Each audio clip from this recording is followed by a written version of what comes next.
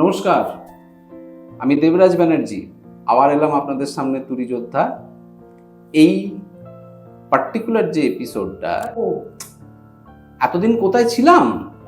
ওই যে শান দিতে গিয়েছিলাম, রে দিয়ে শান 28 দিন ধরে দিল, বুঝলেন? 28 বার। সেইটার জন্যই তো একটু দেরি হলো আসতে আপনাদের সামনে। বুঝতে পারছেন না? রে দিয়ে শানটা খুব সোজা। রে আরে দিয়ে ডিআইএ শান টিআইওএন, মানে রেডিয়েশন থেরাপি।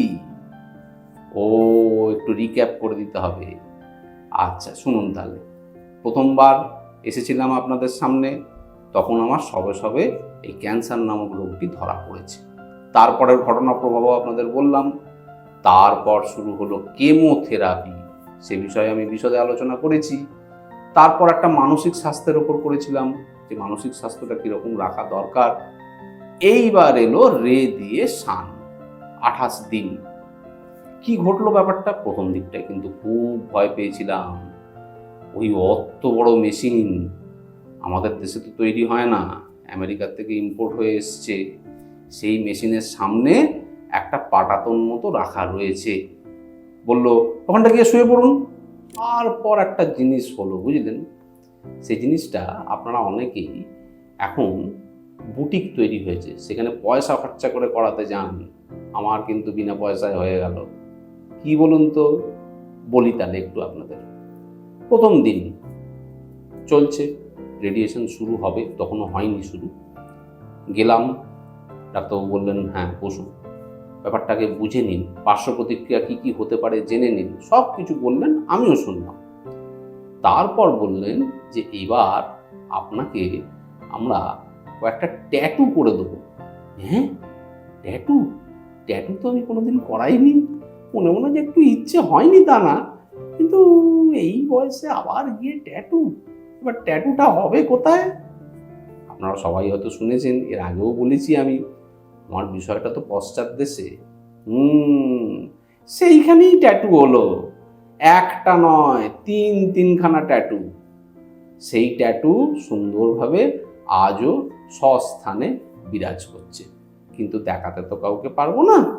শুধু আপনাদের বললাম যে এই পুরো বিষয়টার সঙ্গে একটা কনসোলেশন প্রাইজ হিসেবে এই ট্যাটুটাও কিন্তু আমার তৈরি হয়ে গেল, যে জিনিসটা এর আগে হয়নি।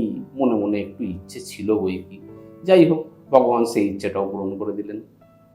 তারপর শুরু হলো বিষয়টা। মনে মনে ভাবছি সাংঘাতিক কষ্ট হবে, খুব যন্ত্রণা হবে। কিছু তো বুঝতে পারছি না। শুয়ে পড়লাম, শক্ত করে পাটাতনটা ধরে আছি, কারণ আমার বিষয়টা তো একটু পশ্চাৎ দেশে, তো সেখানে শানটা দেবে কি করে বুঝতে পারছি না তো।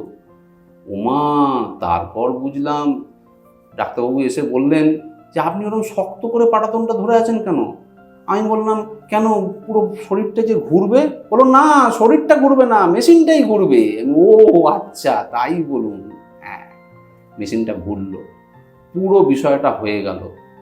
তারপর সেই তো শুয়েই রয়েছি আমি। ডাক্তারবাবু এসে বললেন উঠে পড়ুন, হয়ে গেছে তো। কি হলো কিছুই তো বুঝতে পারলাম না, তখন বুঝিনি। তারপর বাড়ি গিয়ে হাতে পায়ে ঝিনঝিনি ধরেই রয়েছে, পায়ে কোনো জোর নেই, হাতে গ্লাস ভালো করে ধরতে পারছি না, শেষ পর্যন্ত জামার বোতামটা পর্যন্ত লাগাতে পারছি না, বুঝলেন? হাতে পায়ে কোনো সাড় পাচ্ছি না। এইটাই হচ্ছে পার্শ্ব প্রতিক্রিয়া বা সাইড এফেক্ট। কিন্তু না, হার তো মানব না, মন শক্ত করে রইলাম, যেভাবে হোক এই 28 দিন আমাকে পেরোতেই হবে। ভগবানের আশীর্বাদে পেরিয়েও গেলাম, বুঝলেন? এই বিষয়টা সম্পূর্ণ হলো। তারপর আবার কাজে নেমে পড়েছি। ডিরেক্টর সাহেব বললেন যে তোমার এই বিষয়টা একটুখানি সকলকে বলো, তাই আপনাদের সামনে এসে আজকে বললাম রেডিয়েশন থেরাপি।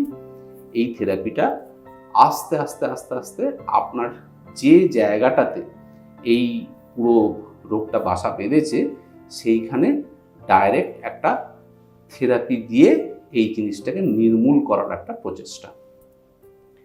তো সে তো দেখুন ডাক্তারি পরিভাষায় এর অনেক কিছু হতে পারে, আমার অত কিছু জানা নেই। আমি শুধু দেখলাম যে শরীরের ওপর দিয়ে কি যায়, একটু পার্শ্ব প্রতিক্রিয়া অবশ্যই আছে, এবং সেটা কিন্তু কেমোথেরাপির থেকে অল্প হলেও বেশি। তাহলেও মনটা যদি শক্ত রাখা যায় আর যদি কাজের মধ্যে থাকা যায়, তাহলে কিন্তু এই বাধা, এই যে পুরো বিষয়টা, এটা অতিক্রম করা অতি সহজ হয়ে দাঁড়ায়। কাজের মধ্যে থাকতে হবে, মনে রাখতে হবে শরীরটাকে যতটা পারা যায় অ্যাক্টিভ রাখা। সেই অ্যাক্টিভটা রাখার প্রচণ্ড চেষ্টা করেছি। এরপর মন শক্ত রেখে আবার নেমে পড়েছি জীবনযুদ্ধে, আর আপনাদের সামনে চলে এলাম তুরি যোদ্ধায়।